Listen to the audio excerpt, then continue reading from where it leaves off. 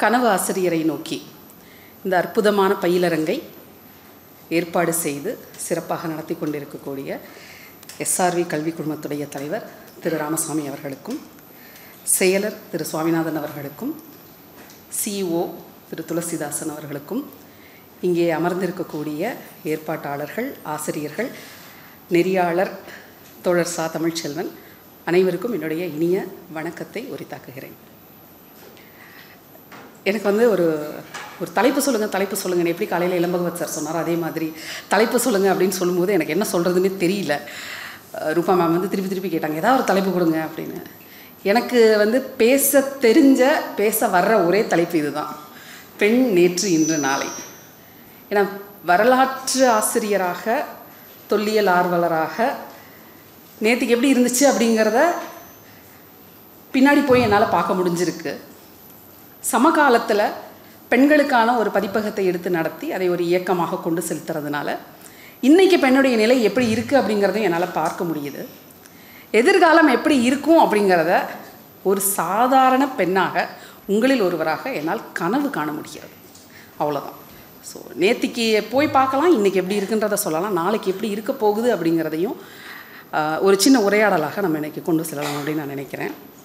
So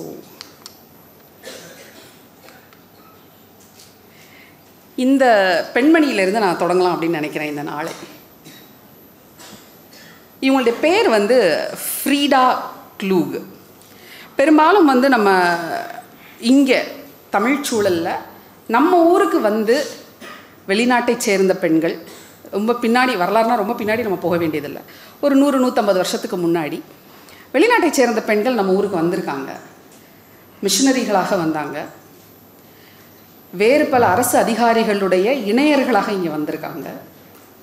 அப்படி இல்லாமல் ஒரு தொழில் தொடங்கிறதுக்காக, ஒரு தொழில் முனைவராக ஒரு பெண்மணி அவங்க வாழ்ந்த நாட்டை விட்டு எவ்வளவோ தூரம் தொலைவில் இருக்கக்கூடிய நம்ம நாட்டுக்கு, அதுவும் குறிப்பாக தமிழ்நாட்டுக்கு இங்கே இருக்கிற சென்னையில் ஒரு முக்கியமான தொழிலை முன்னெடுத்தாங்க. தமிழ் சினிமா அப்படின்னோடனே நமக்கெல்லாம் ஞாபகம் வரக்கூடிய விஷயம் என்னன்னு சொல்லணும். பார்ட்டிசிபேட்டிவாக வச்சுக்கலாம். நானே பேசிகிட்டு இருந்தால் எனக்கே போர் அடிச்சிடும், எக்கோ சேம்பரில் நானே தனியாக பேசிகிட்டு இருக்க மாதிரி இருக்கும். தமிழ் சினிமானோடனே நமக்கு என்ன ஞாபகம் வரும்? நினைவு வரக்கூடிய நபர்கள் தமிழ் சினிமானோடனே சிவாஜி கணேசன், சூப்பர். எம்ஜிஆர், சிறப்பு. யாரு? சாவித்ரி, ஓகே. அப்பாடா, இப்போ தான் முதல்ல ஒரு பெண் பேரை கேள்விப்படுறேன். பார்த்தீங்களா, கரெக்டாக வர்றாரு, அவர் லைன் பிடிச்சி கரெக்டாக வர்றாரு. அப்புறம் வேற? மனோரமா, சிறப்பு. வேற? பத்மினி, சரி. சரோஜா தேவி, சரி. இப்போ நம்ம சொன்ன பெயர்கள் எல்லாத்தையும் பாருங்களேன், எல்லாமே திரைக்கு முன்னால நம்ம முன்னாடி நடிக்கிறவங்கள பேசுகிறோம். திரைக்கு பின்னால் இருந்த பெயர்களை இப்போ நீங்கள் தான் சொல்ல போகிறீங்க. திரைக்கு பின்னால் இருந்த பெயர்கள்: பாலு மகேந்திரா, தாமரை, ஜானகி, சுசீலா, சரி. அப்போது திரைக்கு பின்னால் இருந்து இயங்கக்கூடிய பெண்கள்னால் நமக்கு பெண்களோ அல்லது ஆண்களோ நமக்கு பின்னணி பாடகர்கள் நினைவுக்கு வராங்க, பாடலாசிரியர்கள் நினைவுக்கு வராங்க, சிறப்பு. இது இல்லாமல் சினிமாவை மக்கள்கிட்ட கொண்டு போய் சேர்க்கிற ஒரு துறை இருக்குல்ல, டிஸ்ட்ரிபியூஷன் ஒரு ஃபீல்டு இருக்குது, கேள்விப்பட்டிருக்கோமா? விநியோகம். அதை செஞ்ச யாராவது ஒரு நபர் பேரை சொல்லுங்க. யாரு? தாதா சாஹேபா? விநியோகத்துறை இல்லையா? விநியோகம், சினிமா விநியோகம். தயாரிப்பு, சினிமா தயாரிச்சவங்க பஞ்சு அருணாச்சலம், சிறப்பு. அதில் யாராவது பெண்கள் இருந்தாங்களா?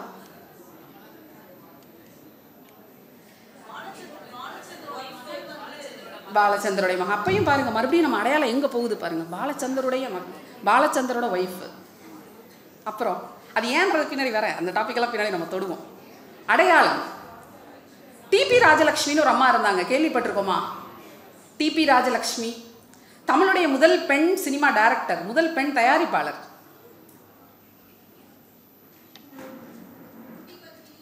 சரி, குட்டி பத்மினி.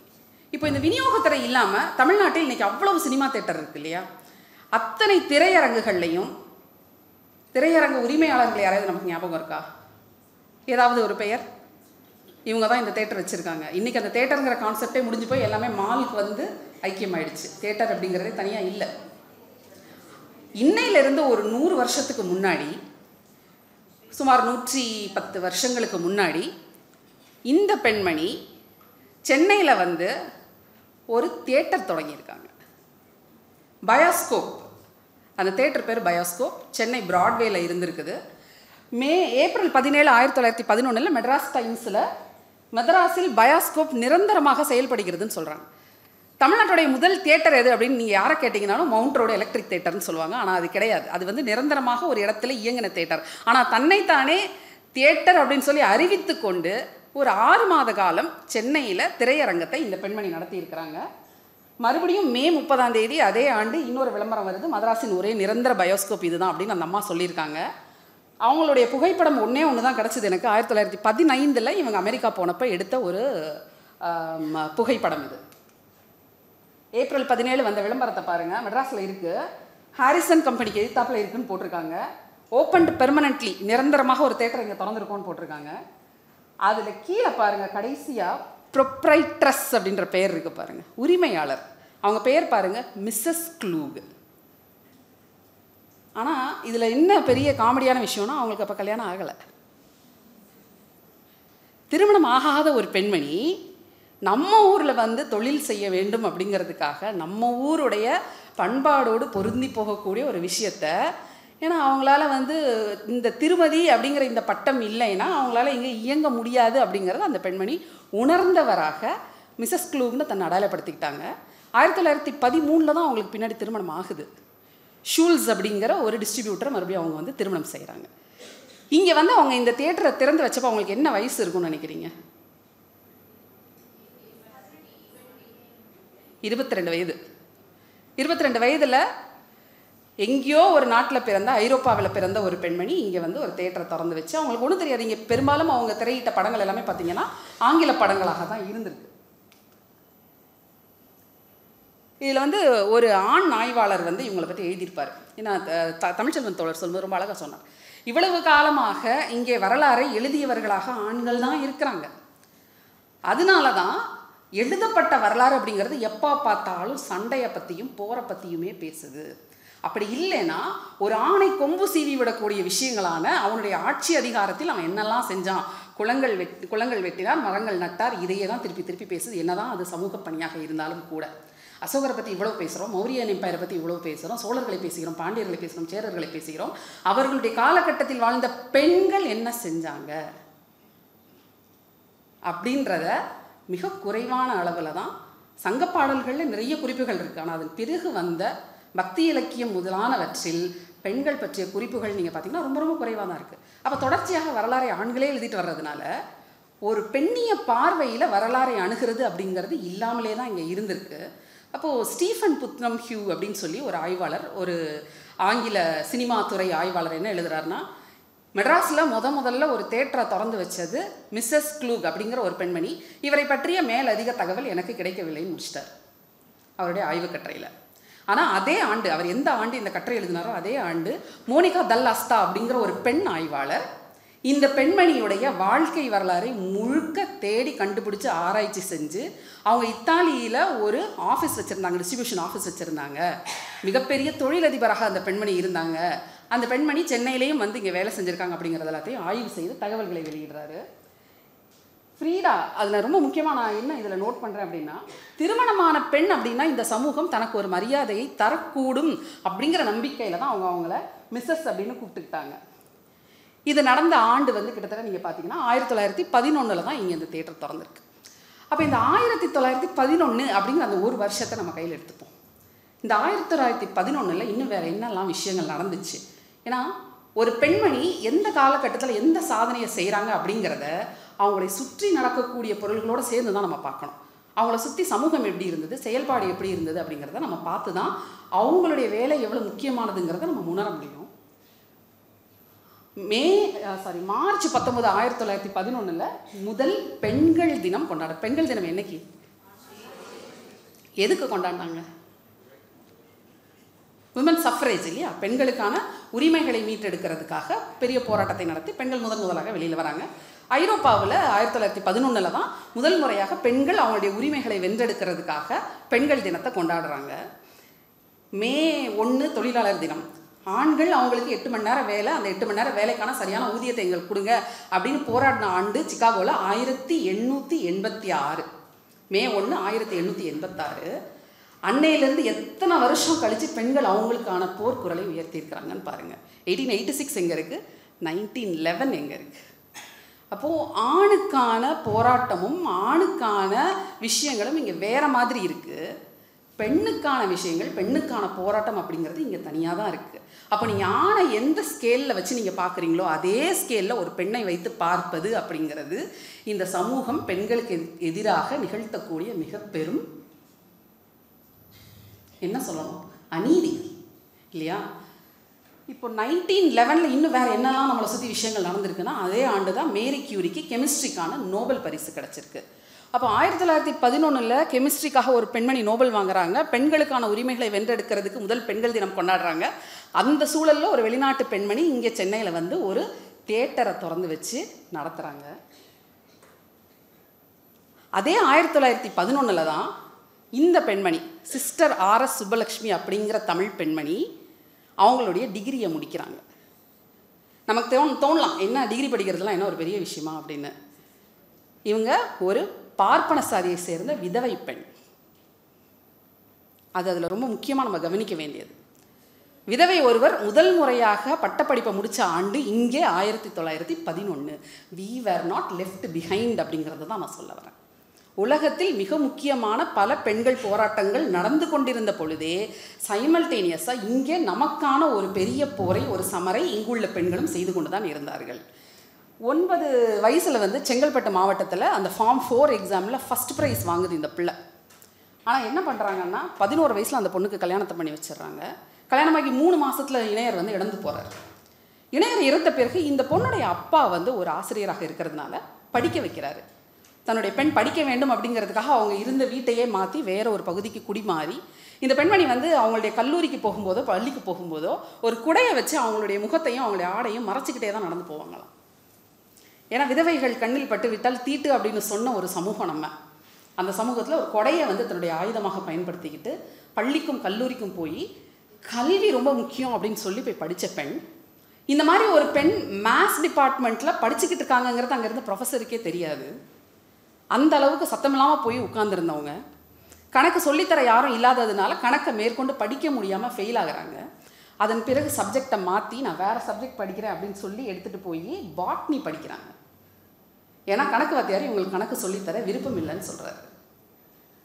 1911 இதே காலகட்டத்தில் இவங்க டிகிரி முடிக்கிற வருஷம் 1911. அதே வருஷத்தில் கிறிஸ்டினா லிஞ்ச் அப்படிங்கிற ஒரு ரெஃபர்மேஷன் கிறிஸ்டியன், ஒரு கல்வியாளர், ஒரு ப்ராட்டஸ்டன்ட் கிறிஸ்தவ மதத்தை சேர்ந்த ஒரு வெளிநாட்டு பெண், அவங்க என்ன பண்ணுறாங்க, பெண்களுக்காக குறிப்பாக பார்ப்பன பெண்கள் விதவைகளாக இருக்கிறவங்களுக்கு இங்கே ஒரு ஹோம் தொடங்கணும் சென்னையில் அப்படின்னு அவங்க ஒரு விருப்பத்தை வெளியே பேசுகிறாங்க. அதை கேட்ட சுப்பலட்சுமியோடைய அப்பா என்ன சொல்கிறாரு, மகளுக்கு அவங்கள இன்ட்ரடியூஸ் பண்ணி வைக்கிறாரு. இவங்க போய் அவங்கள பார்த்து கேட்குறாங்க, நாங்கள் இந்த மாதிரி ஒரு விதவைகள் இல்லத்தை நடத்தலாமா? அப்போ தான் கல்லூரியை முடித்து வெளியே வராங்க. அப்போ பேர்லி ஒரு 20-22 வயசு இருக்கும் அந்த பெண்ணுக்கு. அப்போ அவங்களுக்கு அதுக்கான அனுமதி கிடைக்கிது. அதன்படி தான் சாரதா லேடிஸ் யூனியன் அப்படிங்கிற ஒரு அமைப்பை தொடங்குறாங்க 1912. அதன் பிறகு சாரதா விமென்ஸ் ஹோம் அப்படிங்கிற ஒரு ஹோம் ஒன்று தொடங்கப்படுது. தமிழ்நாட்டில் முதன்முறையாக பார்ப்பன விதவை பெண்களுக்கென தொடங்கப்பட்ட இல்லம் அதுதான். நம்ம மெட்ராஸில் இருக்கிறவங்களுக்கு தெரியும், ஐஸ் ஹவுஸ்ன்னு சொல்லுவோம், விவேகானந்தர் இல்லம். இன்றைக்கி நம்ம சொல்கிற இடத்துல தான் முதல் முறையாக பார்ப்பன பெண்களுக்கான ஒரு விடுதி இருந்துச்சு. அதன் பிறகு 2வது விடுதியை திறந்தது முத்துலட்சுமி ரெட்டி. அவங்க வந்து பார்ப்பனர் அல்லாத இதர சாதி பெண்களுக்காக அதை தொடங்கி அவங்க நடத்துகிறாங்க. இதில் ஒரு விஷயம் நம்ம ரொம்ப நுணுக்கமாக பார்க்க வேண்டியிருக்கு. தமிழ்நாட்டை பொறுத்த வரைக்கும் அல்லது இந்திய சூழலை பொறுத்த வரைக்கும் நமக்கு வந்து இருந்த பெண்களுடைய முன்னேற்றத்திற்கு இருந்த மிகப்பெரிய தடைக்கற்கள் 2. ஒன்று மதம், இன்னொன்று ஜாதி. இன்னை வரைக்கும் பல நூற்றாண்டு காலமாக பெண்களுடைய முன்னேற்றத்திற்கு தடையாக நம்மளுடைய காலை பிடிச்சி கீழே இழுத்துக்கிட்டே தான் இன்ன வரைக்கும் இந்த 2ம் தொடர்ச்சியாக ஒரு கண்ணியை போல் நம்மளை பின்தொடர்ந்து வந்துக்கிட்டே இருக்குன்னு சொல்லணும். நம்ம ஒரு படி முன்னாடி போனால் மதம் நம்மளை எப்படி பின்னாடி இழுக்கிறதுன்னு ஏதாவது ஒரு கண்ணியை பிடிக்கும். அதே போலத்தான் சாதியமும். சாதின்னு சொல்ல சாதியம்னு தெளிவாக சொல்கிறேன் இந்த இடத்துல. அப்போது இந்த பார்ப்பன விதவை பெண்களுக்கு இங்கே இருந்த ஒடுக்குமுறை அப்படிங்கிறது இதர சாதி பெண்கள் சந்தித்ததை விட மிக மோசமான ஒடுக்குமுறை. ஏன்னா சின்ன வயசில் அந்த குழந்தை இருந்தாலும் அங்கே என்ன செல்லும், பார்ப்பனர்களை பொறுத்தவரை மனுநீதி செல்லும். அப்போது அந்த பெண்ணுக்கு மொட்டை அடித்து நார்மடி புடவையை கொடுத்து வீட்டில் ஒரு ஓரமாக உட்கார வச்சுருவாங்க. அந்த பெண்மணிக்கு விருப்பு வெறுப்பு ஆசை வாசை எதுவுமே இருக்கக்கூடாது. தினமும் காலையில் 4 மணிலேருந்து இரவு 10 மணி வரைக்கும் ஒரு மிஷின் மாதிரி அந்த பெண் இயங்கிக்கிட்டே இருக்கணும். வீட்டில் இருக்கிற வேலையை செஞ்சுக்கிட்டே இருக்கணும். வீட்டில் இருக்கும் ஆண்கள் செய்யக்கூடிய பாலியல் பலாத்காரங்கள் உள்ளிட்ட அத்தனை தொல்லைகளையும் அந்த பெண்கள் பொறுத்து கொண்டு வேலை செய்தார்கள். அப்படிப்பட்ட சூழ்நிலையில் இந்த பெண்களுக்கான விடுதி அப்படிங்கிறது அவங்களுக்கு ஒரு புத்துணர்ச்சியை கொடுத்துச்சு. இது ஒரு மாடல். இந்த மாடலை பார்த்து தான் முத்துலட்சுமி ரெட்டி அம்மாவும் அதன் பிறகு நீங்கள் பார்த்தீங்கன்னா அடுத்து இந்த ஒரு இல்லத்தை அவங்க அவ்வை இல்லம் அப்படிங்கிற ஒரு இல்லத்தை கொண்டு வராங்க. அப்போ நமக்கான சிக்கல்கள் இருக்குல்ல, வெளிநாட்டு பெண்கள் இங்கே வந்து தொழில் தொடங்குற அளவுக்கு அவங்க முன்னேறி இருந்த ஒரு சமூகத்தில் அதே காலகட்டத்தில் வாழ்ந்த நம்ம பெண்கள் இங்கே அவர்களை பிடித்து கீழே இழுத்து கொண்டிருந்த மதத்தையும் சாதியையும் அந்த ஒடுக்குமுறையும் ஆணாதிக்கத்தையும் உடச்சிக்கிட்டு அப்போ தான் முதன் முறையாக கல்வி அப்படிங்கிற ஒரு விஷயத்துக்குள்ளே வர தொடங்குறாங்க. இதில் நீங்கள் பார்க்குறது சுபலக்ஷ்மி தொடங்கின இல்லத்தில், சாரதா இல்லத்தில் முதன் முறையாக படித்து பட்டம் பெற்று வெளியே வந்த 3 பார்ப்பன இளம் விதவை பெண்கள். இவங்க 3 பேரும் படித்தது குயின் மேரிஸ் காலேஜில். இவங்களுடைய பெயர்கள் அம்முக்குட்டி, லக்ஷ்மி, பார்வதி. ஒரு பக்கம் சுபலக்ஷ்மி மாதிரி இல்லங்களை தொடங்கின பெண்கள் இருந்தாலும் இன்னொரு பக்கம் வந்து பெண்களுக்கான ரொம்ப லக்ரேட்டிவான ஒரு கேரியராக அன்றைக்கி இருந்தது வந்து மெடிசன். மருத்துவம் படிக்கிறது அப்படிங்கிறது அன்றைக்கி நிறைய பெண்களுக்கு ஒரு பெரிய கனவாக இருந்திருக்கு. இன்றைக்கும் அது நிறைய பேர் கனவாக இருக்குது. அன்றைக்கும் அது ஒரு பெரிய கனவாக தான் இருந்திருக்கு. அப்போ தான் முத்துலட்சுமி ரெட்டி முதன் முறையாக மருத்துவம், குறிப்பாக சொல்லணும்னா தமிழ்நாட்டுடைய தென்பகுதியில் இருந்து புதுக்கோட்டையை சேர்ந்தவராக உங்களுக்கு சென்னையில் போய் படித்து 1912ஆம் வருடம் அவங்க முடிக்கிறாங்க. அவங்களுடைய மருத்துவ பட்டத்தை முடித்து வெளியே பணி செய்கிறதுக்கு வராங்க.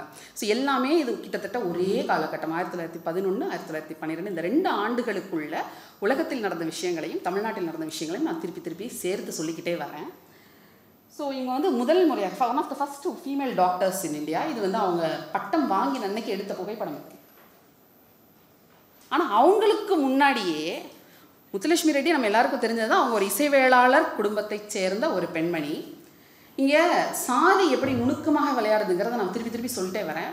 பார்ப்பன சாதியை சேர்ந்த பெண்களுக்கு கல்வி அவங்களுக்குன்னு தனியாக இல்லங்கள் தொடங்கும் போது எளிதாக கிடைக்க தொடங்குச்சு. தலித் பெண்களுக்கான கல்வி இருக்கு இல்லையா, அது காலங்காலமாக நம்ம கொடுத்துக்கிட்டு இருக்கோம். 1709 1710 காலகட்டத்தில் தரங்கம்பாடியில் சீகன்பால்கு வந்து தொடங்குறார். 5 பள்ளிகளை நடத்துகிறார். 1911 பார்த்தீங்கன்னா 1711 பார்த்தீங்கன்னா 5 பள்ளிகள் தரங்கம்பாடியில் இயங்கி இருக்கு. அதில் ஒரு பள்ளி குறிப்பாக மலபார் பெண்கள் பள்ளி அப்படின்னு சொல்லி நடத்தியிருக்கிறாரு. அந்த பள்ளியில் பறையர் சாதியை சேர்ந்த பெண்கள் கல்வி பெற்றார்கள் அப்படிங்கிறது டாக்குமெண்ட் ஆகிருக்கு. அப்போ அப்பத்திலேருந்து படித்து கொண்டிருந்த அந்த தலித் பெண்கள் 1911-12 எங்கேயாவது இருக்கிறாங்களா அப்படின்னு நானும் தேடி பார்த்தேன். கண்ணு கெட்டின தூரம் வரை கிடைக்கவில்லை. அப்போ அவங்களுக்கு கொடுக்கப்பட்ட கல்வி என்ன கல்வியாக இருந்திருக்கு? அடிப்படை கல்வி தான் அந்த பெண்களுக்கு கொடுக்கப்பட்டிருக்கு. அந்த கல்வியையும் கொடுத்தது மிஷனரிகள். அப்போ இந்த மிஷனரிகள் இங்கே உள்ளே வரும்போது தான் நமக்கு சயின்டிஃபிக் எஜுகேஷன் அல்லது மாடர்ன் எஜுகேஷன் அப்படிங்கிற கான்செப்டே நமக்கு வந்து உள்ளே வருது. ஏன்னா அதுவரை திண்ணை பள்ளிகளில் ஆண் குழந்தைகள் படித்தார்கள். அந்தந்த சாதிக்கு ஒரு திண்ணப்பள்ளி இருந்துச்சு. அந்த திண்ணப்பள்ளியில் போய் ஆண்கள் படித்தாங்க. பெண்கள் எங்கே படித்தாங்க? தேவதாசிகளாக இருந்த பெண்களுக்கு மட்டும்தான் இங்கே கல்வி கொடுக்கப்பட்டது. ஆச்சரியமான விஷயம், ஆனால் அதுதான் உண்மை. கோயில்களில் பாசுரங்களை பாடுவதற்கும் அங்கே இருக்கக்கூடிய பக்தி இலக்கியங்களை பிறருக்கு பாடி சொல்லித்தருவதற்கும் ஆடுவதற்கும் அங்கிருந்த தேவதாசியின பெண்களுக்கு மட்டும்தான் கல்வி கொடுத்தாங்க. இது நான் சொல்லலை, இது அழகாக ரெக்கார்ட் பண்ணுறாரு சீகன்பால்கு. தமிழ்நாட்டில் அன்னைக்கு கல்வி யாருக்கு இருந்துச்சு அப்படின்னு. ஆண்களுக்கு இருந்தது, சில சாதிகளை சேர்ந்த ஆண்களுக்கு இருந்தது. பெண்களை பொறுத்த வரைக்கும் கோயில்களில் ஆடிக்கொண்டிருந்த தேவதாசிகளுக்கு மட்டும்தான் கல்வி இருந்துச்சு. அதனால இங்கே இருக்கக்கூடிய ஒடுக்கப்பட்ட சாதி பெண்களுக்கு நாங்கள் கல்வி கொடுக்குறோம் அப்படின்னு அவர் எழுதுகிறார் அவருடைய கடிதம் ஒன்றில். அப்போ ஏன் ஒடுக்கப்பட்ட சாதி பெண்களுக்கு கல்வியை மிஷனரிகளால் எளிதாக கொடுக்க முடிஞ்சிச்சு அப்படின்னா, முதல் முறையாக மதம் மாறி அவர்களிடம் சென்றவர்கள் தலித்கள். அதனால் அவங்கக்கிட்ட வந்தவங்களுக்கு முதல்ல அவங்க கல்வி கொடுக்க முடிஞ்சிச்சு. அதன் பிறகு தான் இன்னும் பிற சாதிகளை சேர்ந்த பெண்களுக்கு கல்வி கொடுக்கறதுங்கிறது கொஞ்சம் கொஞ்சமாக சாத்தியமாச்சு. இங்கே நீங்கள் பார்க்குறது ஆனி பிராட்லா ஜெகநாதன் அப்படிங்கிற ஒரு பெண்மணி. ஆனி ஜெகநாதன் தான் இங்கேருந்து இங்கிலாந்துக்கு போய் மெடிசன் படிச்சுட்டு இங்கே மெட்ராஸ் மெடிக்கல் காலேஜில் படித்து அதனுடைய தொடர்ச்சியாக ஸ்காட்லாண்டில் போய் மெடிசன் படித்து ஸ்காட்டிஷ் ட்ரிப்பிள்னு சொல்லுவோம். 3 பல்கலைக்கழகங்களில் 3 விதமான டிகிரியை ஒரே நேரத்தில் வாங்குகிற exam. Not something easy at all. அதை 1888 சாதிச்சு காட்டின பெண்மணி இவங்க. Not an easy feet. 1892 அந்த அம்மா வந்து இங்கே இந்தியாவுக்கு வராங்க. மும்பையில் இருக்கிற காமா ஹாஸ்பிட்டலில் வேலை செய்கிறாங்க.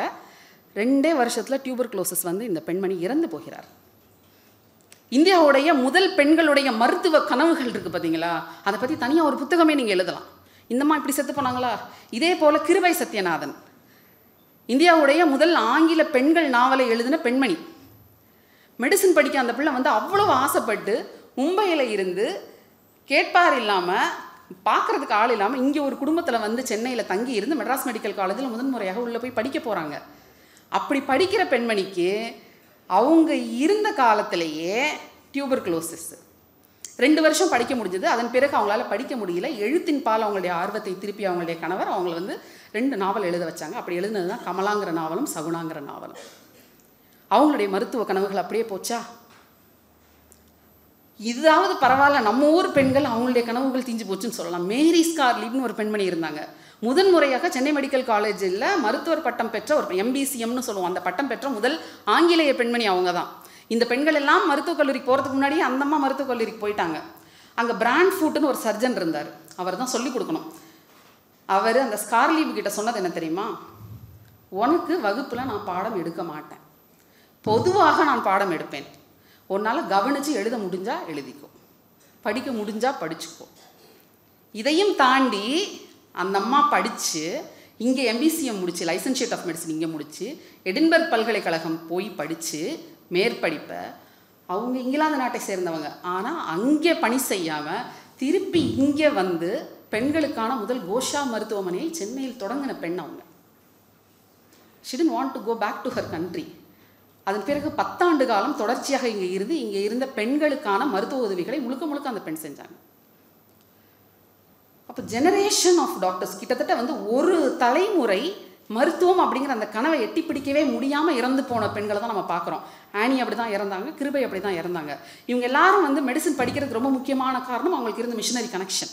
இவங்க எல்லாருமே கிறிஸ்தவர்கள். அப்போ கிறிஸ்தவர்கள் மருத்துவம் படிக்கலாம் அப்படின்னு இருந்த ஒரு சூழ்நிலையில் புதுக்கோட்டையை சேர்ந்த ஒரு இசைவேளாளர் பெண் நானும் படிப்பேண்டான்னு போய் படித்து நின்னாங்க பார்த்தீங்களா, அது ஒரு பெரிய புரட்சி அந்த காலத்தில்.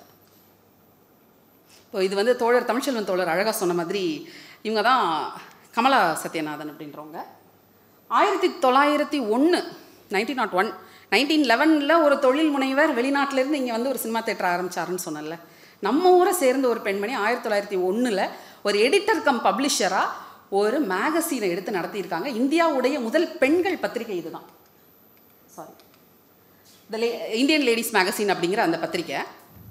அந்த பத்திரிகையை இந்த பெண் வந்து 1913 வரைக்கும் தொடர்ச்சியாக நடத்திட்டு இருக்கிறாங்க. அதன் பிறகு அது தடைப்படுது. மறுபடியும் 1930 அதை கண்டினியூ பண்ணுறாங்க. இவரும் மிஷனரிகளுடைய உதவியால் கல்வி பெற்ற ஒரு பெண் அப்படிங்கிறது குறிப்பாக நம்ம இங்கே பார்க்க வேண்டியது. அப்போது இங்கே பெண்களுக்கான சிக்கல், பெண்களுக்கான முன்னேற்றத்துக்கு என்ன வேணும்? கல்வி வேணும். அப்போ கல்வி வேணும் அப்படின்னா ஒன்று அவங்களுடைய சாதிய பின்புலம் அதில் ஒரு பெரிய முக்கிய பங்கு வகிக்குது, இன்னொன்று அவங்களுடைய மத பின்புலம் அதில் ஒரு முக்கிய பங்கு வகிக்குது. எல்லாருக்கும் இங்கே சமமான வாய்ப்புகள் அப்போ கிடச்சிதா 100 வருஷத்துக்கு முன்னாடி அப்படின்னா இல்லை. ஆனால் இன்னைக்கு நிலைமை அப்படி இல்லை.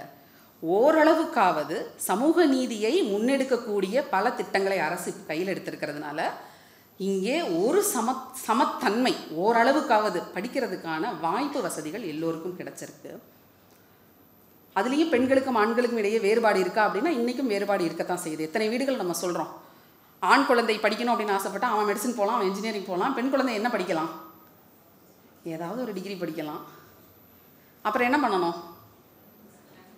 கல்யாணம் பண்ணிக்கணும், அவ்வளோதான், முடிஞ்சு போச்சு. இப்போது இன்னைக்கு தமிழ்நாட்டில் இருக்கிற பெண்களுக்கு இருக்கிற மிகப்பெரிய சிக்கல், மிகப்பெரிய பிரச்சனை என்ன தெரியுமா? கல்யாணம் தான். ஏன்னா கல்யாணமாக கெரியரா அப்படின்னு வரும்போது பெண்கள் எதை எடுப்பதற்கு நிர்பந்திக்கப்படுகிறார்கள்? கல்யாணத்தை தான்.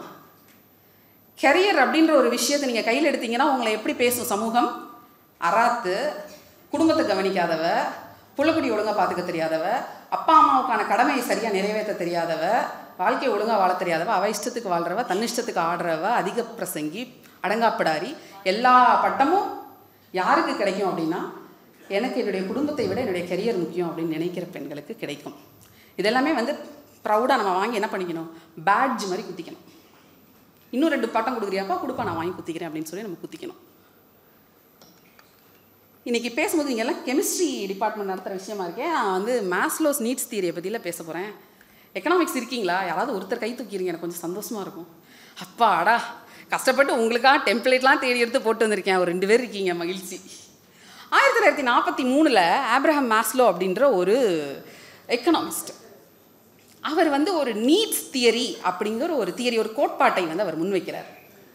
அந்த கோட்பாட்டில் பார்த்தீங்கன்னா, ஒரு மனுஷனுக்கான தேவைகள் இருக்குல்ல, நீட்ஸ், அந்த தேவைகளை அவர் வந்து இத்தனை விதமாக பகுப்பு செய்துக்கிறார். அப்போ அடிப்படையில் ஒரு மனுஷனுக்கு ஃபிசியாலஜிக்கல் நீட்ஸ் தான் முக்கியம். ஃபிசிக்கலாக நமக்கு என்ன வேணுமோ அதுதான் அடிப்படையில் தேவை. அதுக்கு பிறகு சேஃப்டி முக்கியம், பாதுகாப்பு ஒரு மனுஷனுக்கு முக்கியம். அதுக்கு பிறகு அன்பு, உடைமை, அது முக்கியம். அதன் பிறகு எஸ்டீம், அப்பாடா நான் அப்படிங்கிற ஒரு விஷயம்.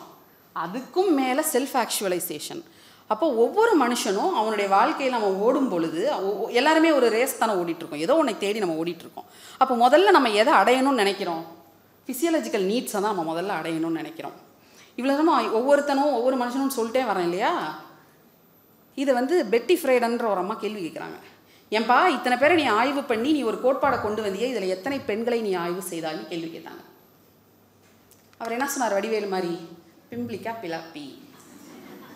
உலகத்தையே புரட்டி போட்ட ஒரு ஆய்வு.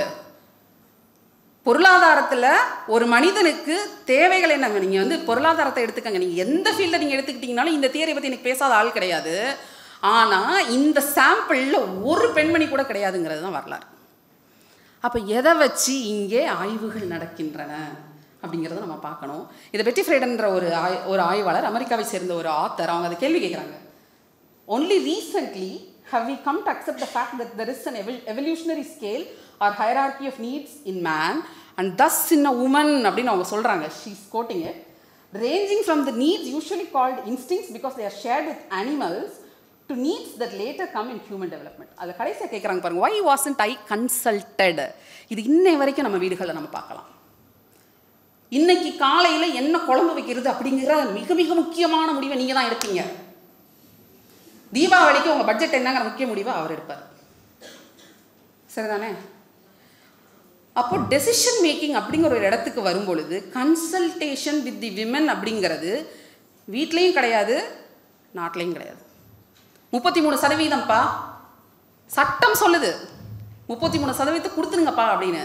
ஆனால் அதை நாங்கள் எத்தனை இஃப்ஸ் அண்ட் பட்ஸோடு நாங்கள் அதை போட்டு இன்னை வரைக்கும் அந்த 33% ஒதுக்கீடு அப்படிங்கிறத பெண்களுக்கு அரசியலில் கொடுக்காமல் என்னென்ன செய்யணுமோ அதெல்லாம் செஞ்சு வச்சுருக்கோம். 2025 வரும்ன்றாங்க, ஒருத்தர் கணக்கு போட்டு 2035 வரும்ன்றாரு. ஆனால் அது வரவே வேணாமையா, ஆளை விடுங்கயான்றோம் நம்ம. அப்போ இங்கே கன்சல்டேஷன் அப்படிங்கிற ஒரு இடம் பெண்களுக்கு இன்னை வரைக்கும் கொடுக்கப்படல. த ஃபெமினன் மிஸ்டிக் அப்படிங்கிற ஒரு புத்தகத்தை பெட்டி ஃப்ரைடன் வந்து ஒரு கட்டுரையை வந்து முன்வைக்கிறாங்க மாஸ்லோவுடைய நீட்ஸ் தியரிக்கு எதிராக. அவங்க அதை என்ன சொல்கிறாங்க, the development of women has been blocked at the physiological level within many cases no need recognised higher than the need for love or sexual satisfaction. they were encouraged to evade human growth. மானோட மேன்மையையே பெண்களுக்கு நீங்கள் மறுக்கிறீங்கன்றாங்க. ஆண்களுக்கு பெண்களுக்கு என்ன தேவைன்னு சொல்கிறார், 2 needs தான் சொல்லிட்டார். அவர் கீழே அந்த பெரிய ட்ரையாங்கிள் இருக்குது பாருங்க, அதில் முதல் 2 போதும்ட்டார், 3 லவ் அண்ட் பிலாங்கிங்கோட போதும். ஒரு ஆணுடைய உடைமையாக, ஒரு ஆணுடைய காதலுக்குரிய ஒரு நபராக ஒரு பெண் இருந்துட்டாங்கன்னா அவ்வளோதான் முடிஞ்சிச்சு, உச்சப்பட்டம், எண்டு, கிளைமேக்ஸ். ஒரு பெண்ணுடைய வாழ்க்கையுடைய உச்சபட்சமான பெரும் மகிழ்ச்சி அப்படிங்கிறது ஒரு ஆணுடைய இணையராக அவங்க போய் நிற்கிறது தான் அப்படின்னு தான் மாஸ்லோஸ் நீட்ஸ் தியரி சொல்லுது. அதை தாண்டி இருக்கக்கூடிய விஷயங்கள் இருக்குல்ல, எஸ்டீம் அப்படிங்கிற ஒரு விஷயமும் செல்ஃப் ஆக்சுவலைசேஷன் அப்படிங்கிற விஷயமும், அது வந்து ஒரு பெண்ணுடைய வாழ்க்கையில் ஒரு ஆணுக்கு எவ்வளவு தூரம் அது முக்கியமோ அதே போல் ஒரு பெண்ணுக்கும் மிக மிக முக்கியமானது ஆகிறது. காலைல இளம்பகவத் சார் சொன்னார் பார்த்தீங்களா, அந்த லைனுக்கு இந்த பக்கமே சேஃப் கேம் ஆடிட்டுருக்கிறது, லைனை தாண்டியும் வேலை செய்கிறது அப்படிங்கிறது.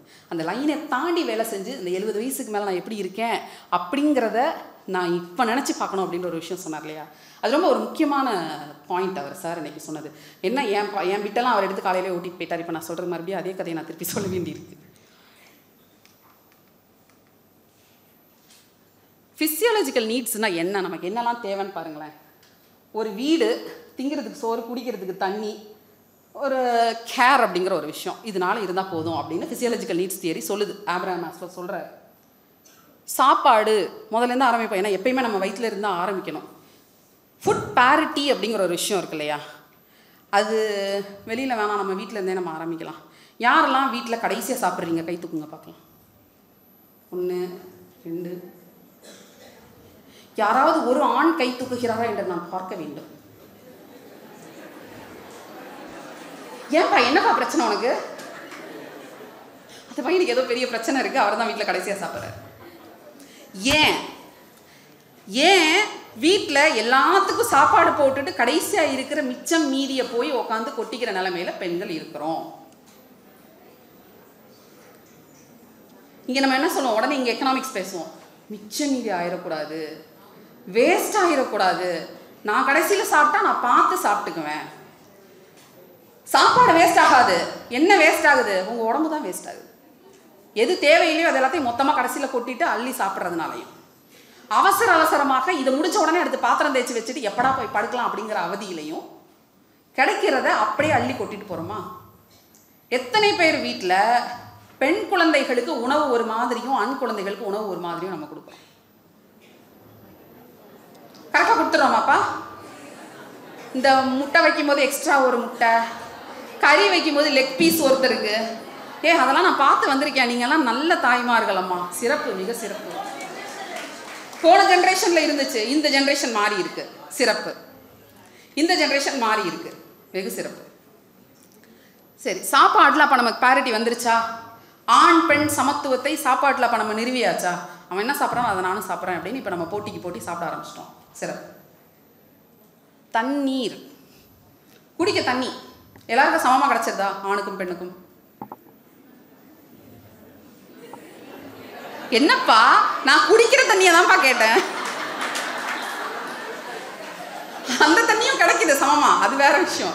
ட்ரிங்கிங் வாட்டர் H2O கேட்குறேன்.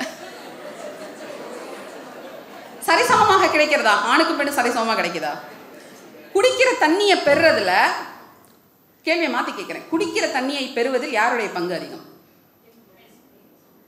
பெண். அழகா சொல்றாங்க. வீட்டில் தண்ணி பிடிச்சி வைக்கிறது யார் வேலை?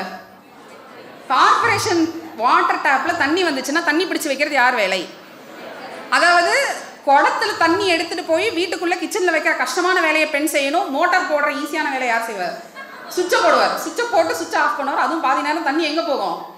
கீழே போய் ஏன் அப்படி நீங்கள் கத்தின பிறகு வந்து ஆஃப் பண்ணுவார். கரெக்டா?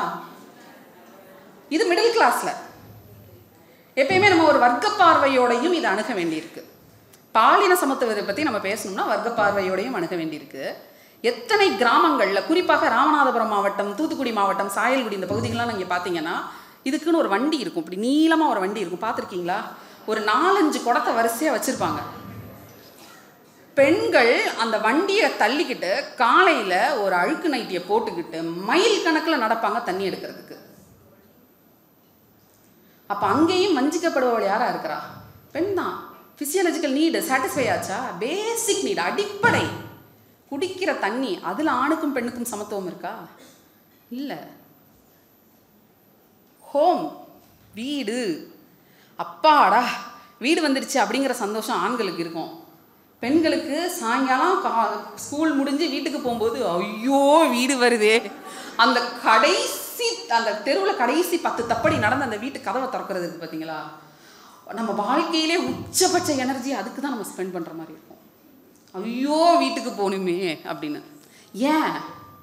வீடு பெண்ணுக்கு பாதுகாப்பை கொடுக்குது. அதில் எந்த விதத்துலையும் நமக்கு வந்து ஐயம் கிடையாது. பாதுகாப்பான ஒரு இடத்துல அமைதியாக உட்கார்ந்துருக்கிறதுக்கு, ஒரு வெளிப்புற பாதுகாப்புக்கு, ஒரு மன பாதுகாப்புக்கு, எல்லாத்துக்குமே வீடு வந்து பெண்ணுக்கு ரொம்ப முக்கியமானதாக தான் இருக்குது.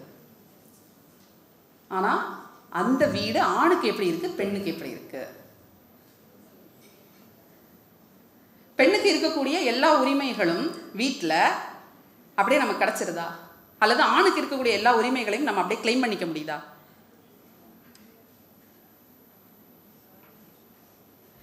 சரி, ரொம்ப சிம்பிள்ப்பா. வீடு கட்டுறதுக்கு எல்லாரும் லோன் போட்டிங்கல்லப்பா, கரெக்டா? யார் யாரெல்லாம் லோனை உங்கள் பேர்லையும் வீட்டுக்கார் பேர்லையும் வச்சுருக்கீங்க? சரி, வீடு அவர் பேரில் இருக்குது, லோனுக்கான இன்ஸ்டால்மெண்ட்டை யார் கட்டுறா? 2 பேரும் சேர்ந்து கட்டுறேன்னு சொல்கிறீங்க, ரொம்ப சந்தோஷம். ஆனால் நீங்கள் நாளைக்கு என்ன சொல்லணும்னா, ஒரு சண்டை வந்துச்சுன்னா பையை தூக்கிட்டு அம்மா வீட்டுக்கு முதல்ல போகிறது ஆனா பெண்ணா?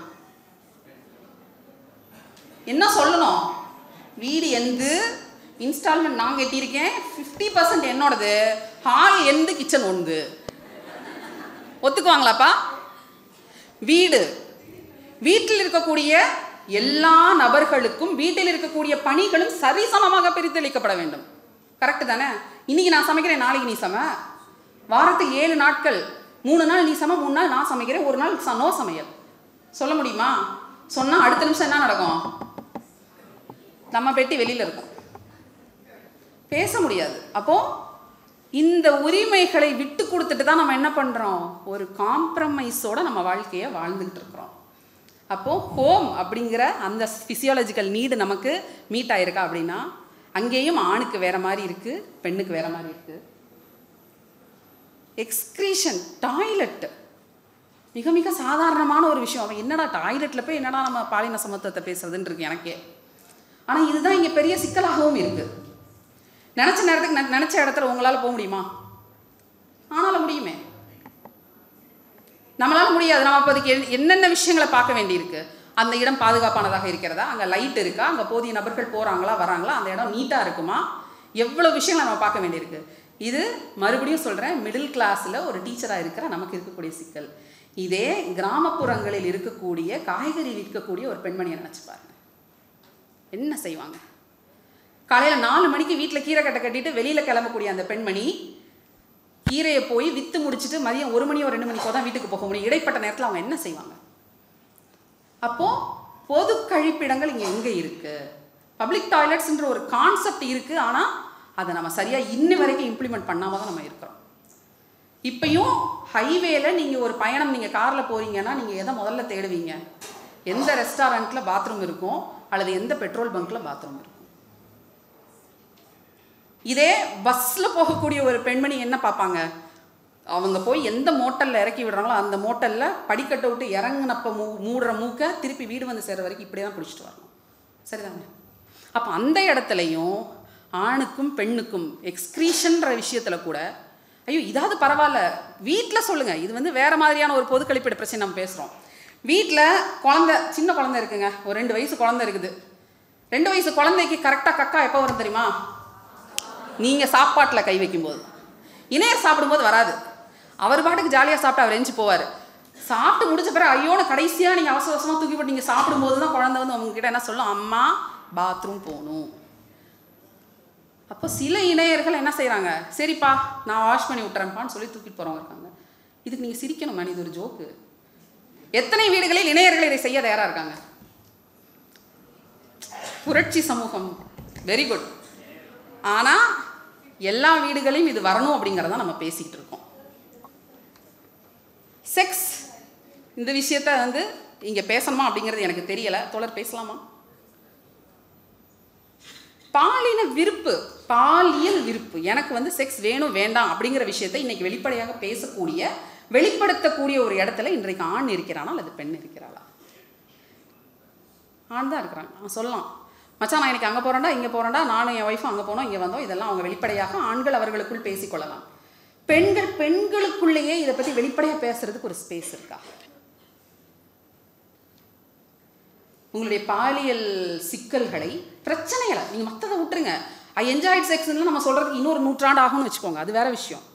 ஆனால் எனக்கு பிறப்புறுப்பில் இந்த மாதிரி ஒரு சின்ன பிரச்சனை இருக்குது அப்படிங்கிற விஷயத்த, எனக்கு மார்பகத்தில் ஒரு சின்ன கட்டி மாதிரி இருக்குது, இது என்ன செய்கிறது மேம் அப்படின்னு இன்னொருத்தங்க கிட்ட கேட்குறதுக்கு நமக்கு எவ்வளவு தயக்கம் இருக்குது. அப்போ அங்கேயும் ஆணுக்கு வேற ஒரு யார்ட் ஸ்டிக்கு தான், பெண்ணுக்கு வேற ஒரு யார்ட் ஸ்டிக் தான். மெடிக்கல் கேர், அகேன் இப்போ நான் சொன்ன அதே உதாரணம் வந்து இதுக்கும் பொருந்தும்னு நினைக்கிறேன். செக்யூரிட்டி நீட்ஸ் அப்படின்னு சில விஷயங்களை மேஸ்லோ சொல்கிறாரு.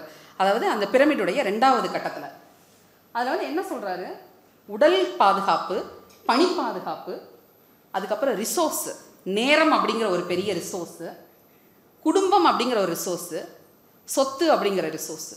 இதெல்லாம் உங்களுக்கு செக்யூரிட்டி கொடுக்கும் அப்படின்னு சொல்கிறாரு. பாதுகாப்பை ஆணுக்கோ பெண்ணுக்கோ இதெல்லாம் தரக்கூடியது அப்படின்னு. இதில் உடல் சார்ந்த பாதுகாப்பு பெண்களுக்கு இருக்கா? இருக்கா?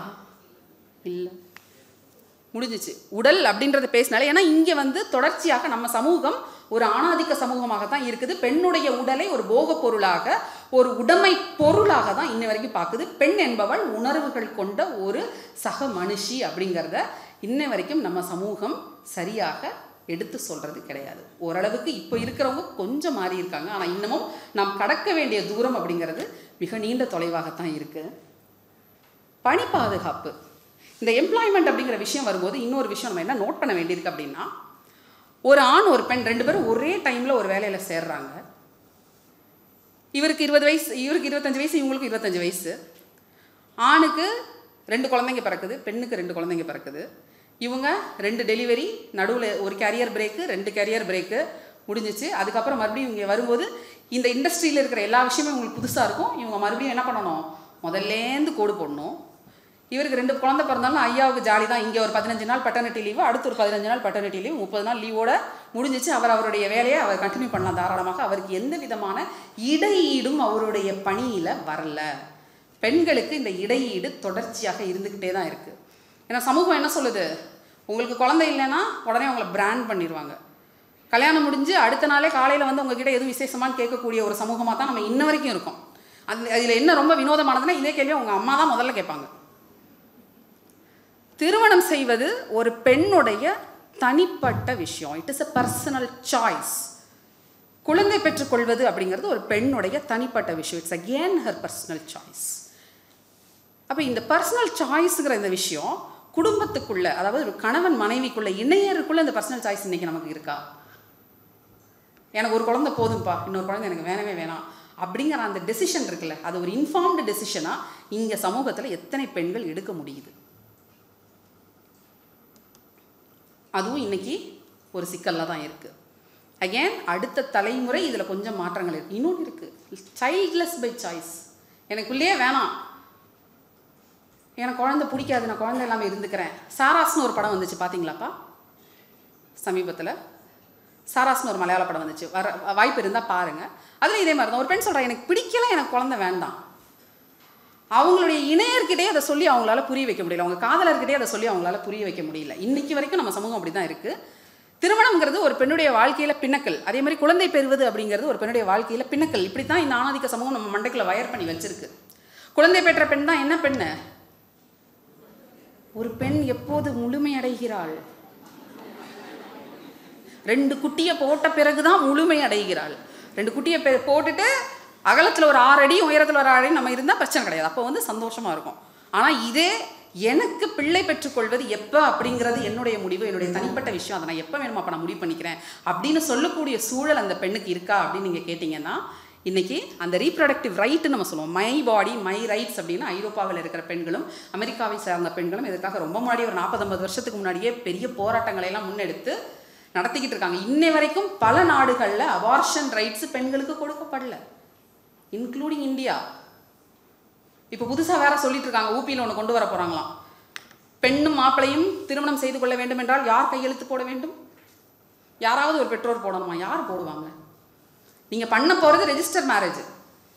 நீங்கள் காதலிச்சு உடன்போக்கு செய்கிறீங்க, அந்த உடன்போக்கு உங்கள் ரெஜிஸ்டர் மேரேஜுக்கு அப்பா அம்மா வந்து கையெழுத்து போட்டால் தான் செல்லும் அப்படிங்கிற சட்டத்தை உத்தரப்பிரதேசத்தில் கொண்டு வர முயற்சி பண்ணுறாங்க. ஒருவேளை அது அங்கே சக்ஸஸ்ஃபுல் ஆகிடுச்சு, அடுத்து இங்கேயும் அதுதான் வரப்போகுது.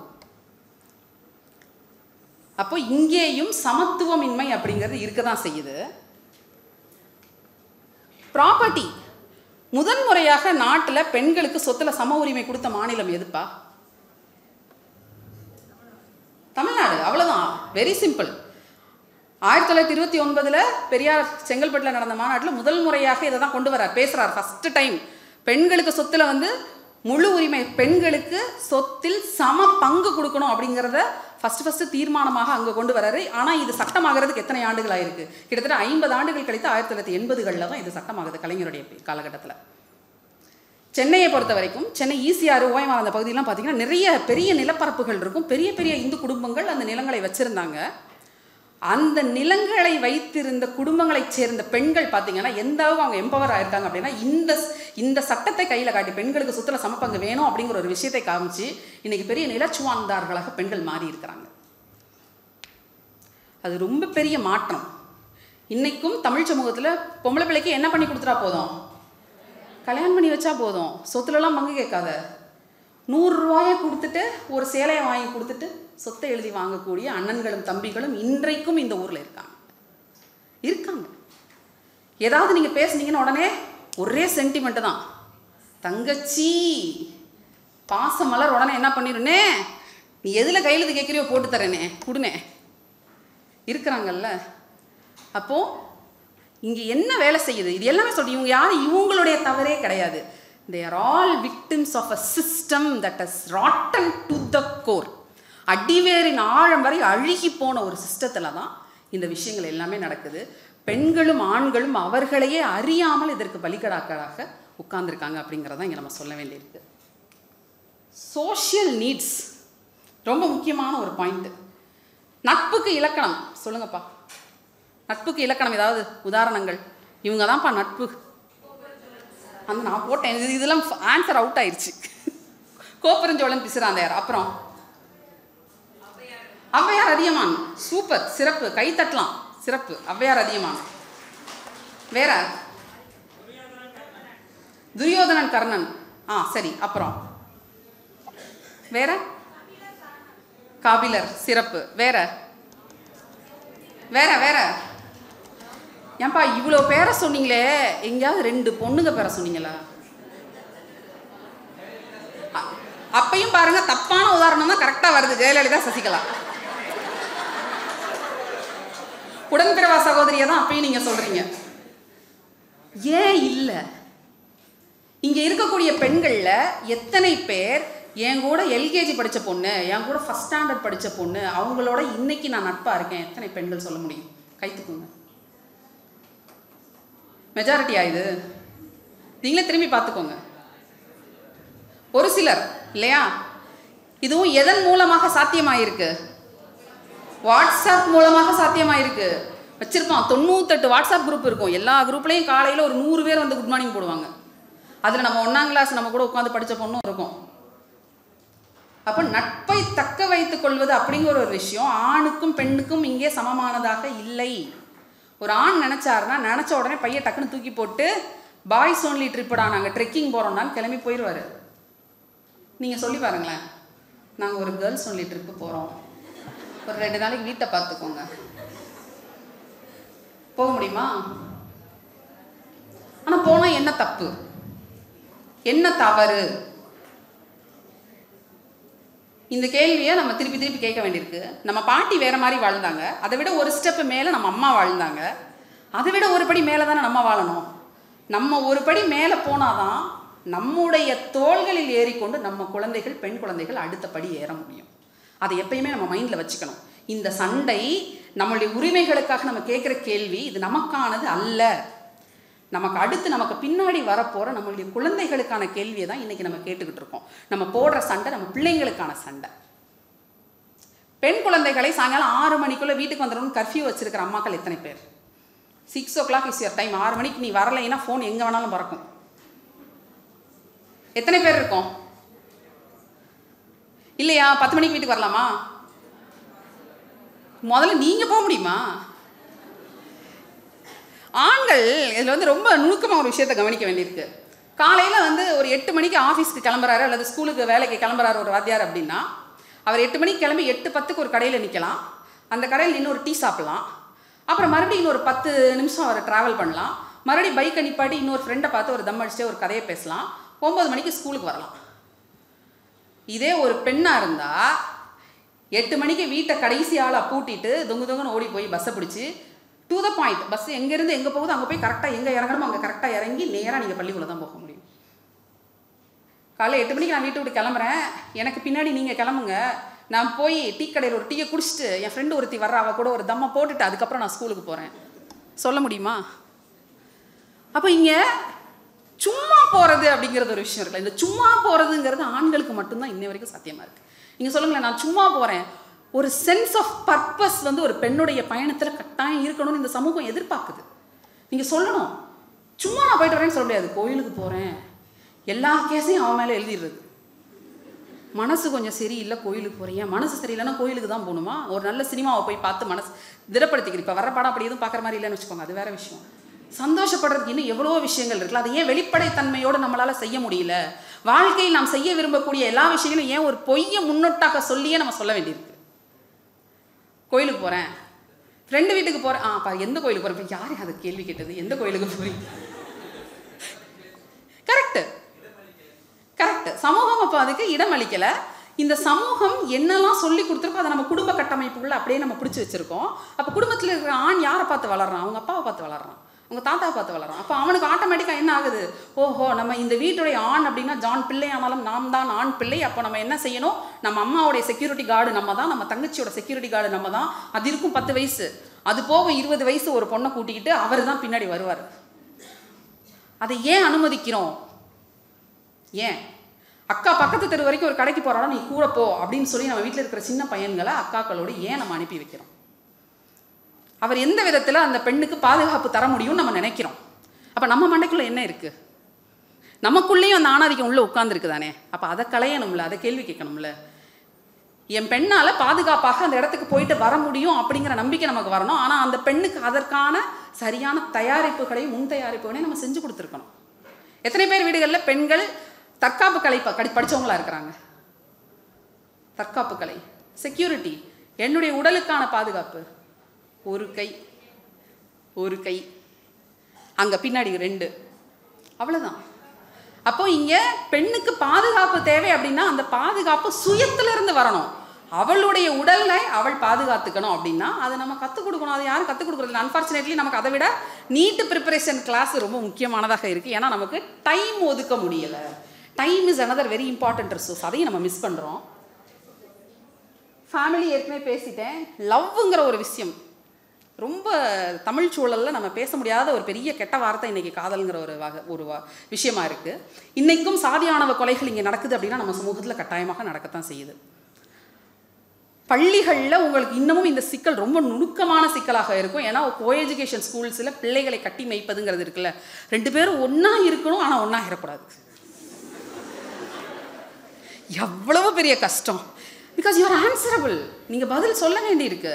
நீங்கள் சமூகத்துக்கு பதில் சொல்லணும், அந்த சம்மந்தப்பட்ட குழந்தைகளுடைய பெற்றோருக்கு பதில் சொல்லணும், நிர்வாகத்துக்கு பதில் சொல்லணும். இது எல்லாமே பதில் சொல்ல வேண்டியிருக்கு.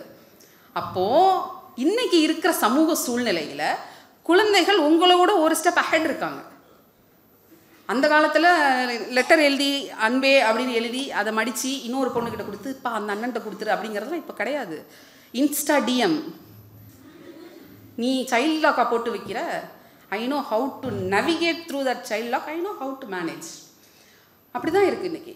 அப்போது இந்த நவீன அறிவியல், நவீன டிவைசஸ் வந்து நம்ம பிள்ளைங்க கையில் கிடைக்க அவர்களை நம்ம மேனேஜ் பண்ணுறது ரொம்ப சிக்கலானதாக இருக்குது.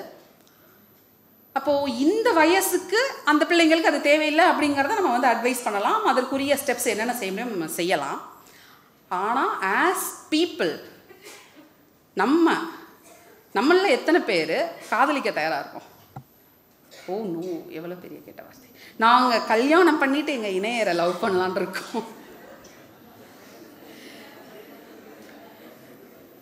அப்போ அந்த காதலுங்கிற ஒரு விஷயம் இருக்கு இல்லையா, இந்தியாவில் சாதியவாதம் ஒழியணும் அப்படின்னா அதற்கான ஒரே தீர்வாக முன்வைக்கப்படுவது சாதி மறுப்பு திருமணங்கள் தான்.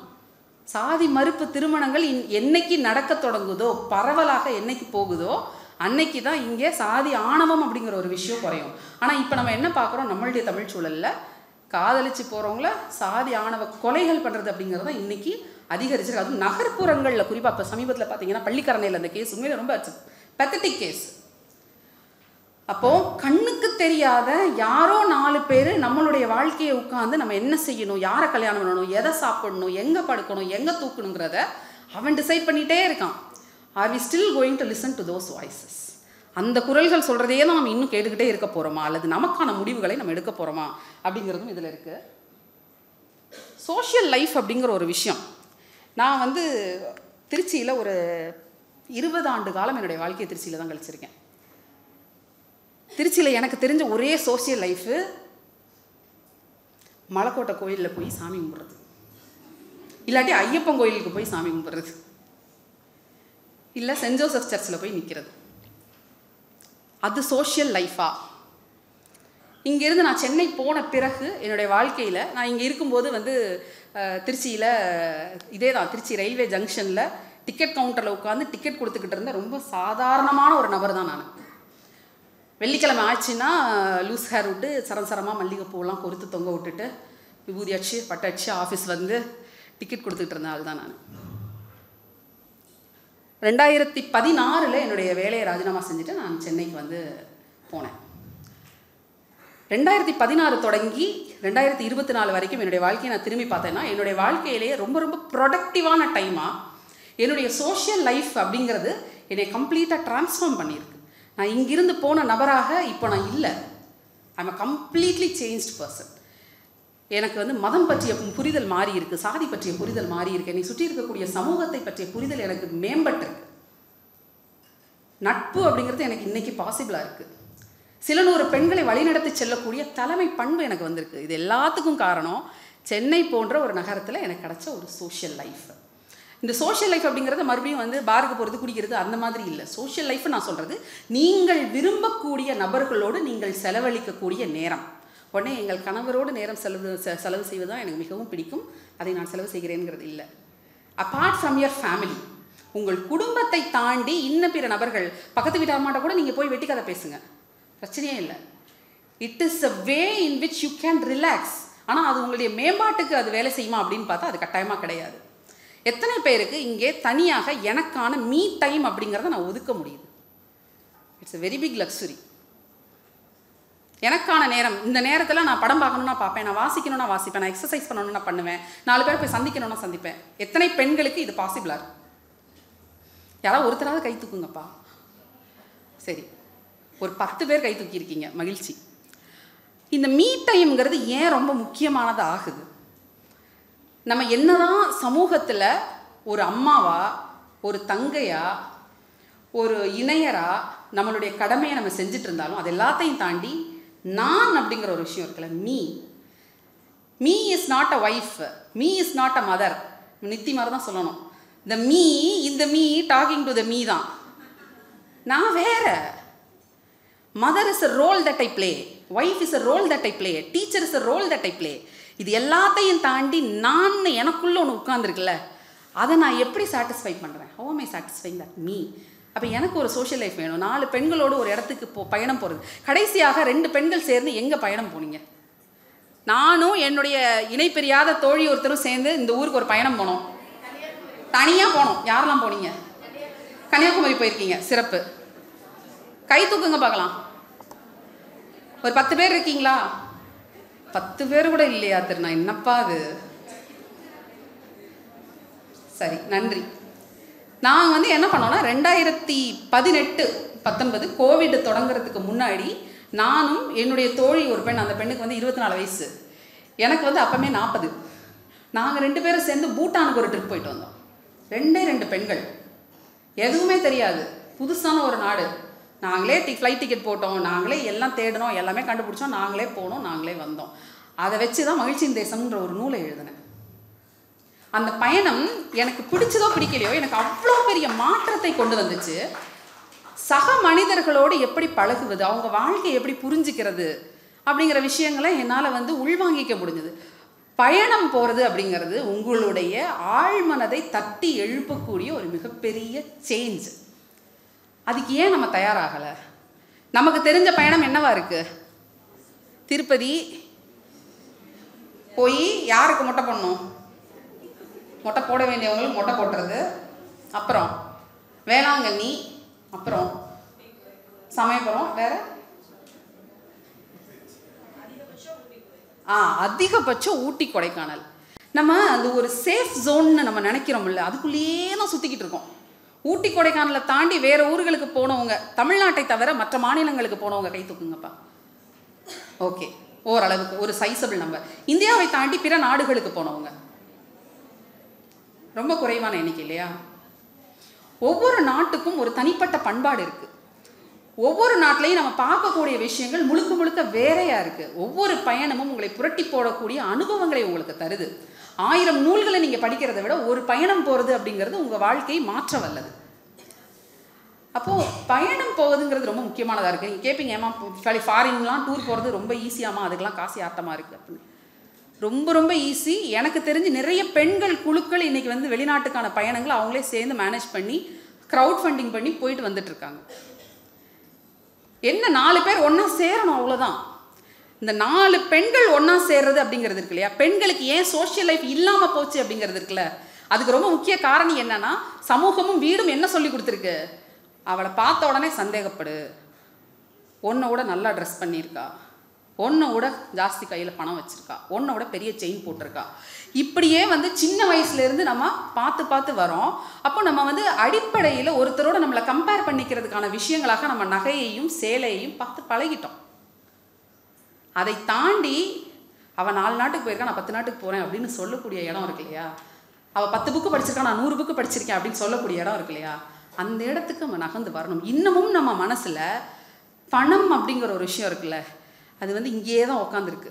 பணம், பொருளாதாரம், நிதி, உண்மைதான், வாழ்க்கை வாழ்வதற்கு பணம் தேவை. ஆனால் பணம் மட்டுமே வாழ்க்கை கிடையாது. பணத்தை வச்சு ஒன்றும் பண்ண முடியாது. எங்கள் அம்மா வந்து ஒரு ஆசிரியை, கிட்டத்தட்ட வந்து 30 வருஷம் சர்வீஸ் பண்ணியிருக்காங்க. 54 வயதில் எங்கள் அம்மாவுக்கு உடல்நிலை சரியில்லை, ஸ்டேஜ் 4 கேன்சர், சர்ஜரி பண்ணாங்க. அப்போலோ ஹாஸ்பிட்டலில் எங்கள் அம்மா இருந்தாங்க. எங்கள் அம்மா அவங்களுடைய வாழ்நாளில் வந்து நல்லபடியாக சேலை உடுத்தி நல்ல சட்டை போட்டு ஒரு நல்ல செருப்பு போட்டு கூட நான் பார்த்தது கிடையாது. 100 ரூபாய்க்கு மேலே எங்கள் அம்மா செருப்பு வாங்கினது கிடையாது. 100 ரூபாய்க்கு மேலே எங்கள் அம்மா சேலை வாங்கினது கிடையாது. இத்தனைக்கும் வந்து அரசு பள்ளியில் அரசு நிதி உதவி பெறக்கூடிய அரசு பள்ளியில் பட்டதாரி ஆசிரியாக இருந்தவங்க அம்மா. காலம்பூரம் பார்த்து பார்த்து பிள்ளைங்களுக்குன்னு சேர்த்து வச்சு கடைசியில் மொத்தமாக எங்கே கொண்டு கொடுத்தாங்க தெரியுமா, அப்போலோ ரெட்டிகார்ட்ட கொடுத்தாங்க.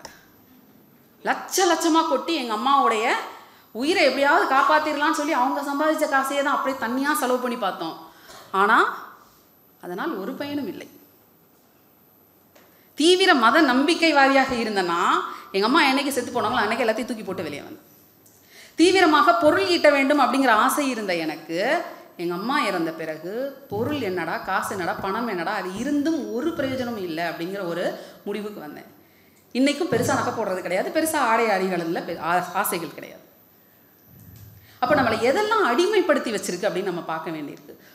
பணம் நம்ம கையில் இருந்து நம்ம சொல்கிறத கேட்டு அது வேலை செஞ்சுட்டு இருந்ததுன்னா அப்போது பணம் நமக்கு அடிமை.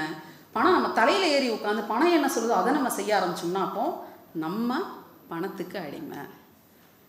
அப்போ பணம் அப்படிங்கிறத, பொருள் ஈட்டுவது அப்படிங்கிறத நம்ம வாழ்க்கையில் ஒரு பகுதியாக வைத்திருந்தாலும், காலை இளம்பகவத் சார் சொன்னதை மறுபடியும் இங்கே ஸ்ட்ரெஸ் பண்ணுறேன், அதையும் தாண்டி இந்த சமூகத்துக்கு பேயிங் பேக் டு த சொசைட்டின்னு ஒன்று இருக்குல்ல, நான் என்ன திருப்பி செஞ்சேன், திருப்தி அப்படிங்கிற ஒரு விஷயத்தை பற்றி சார் காலையில் ரொம்ப அழகாக சொன்னாங்க.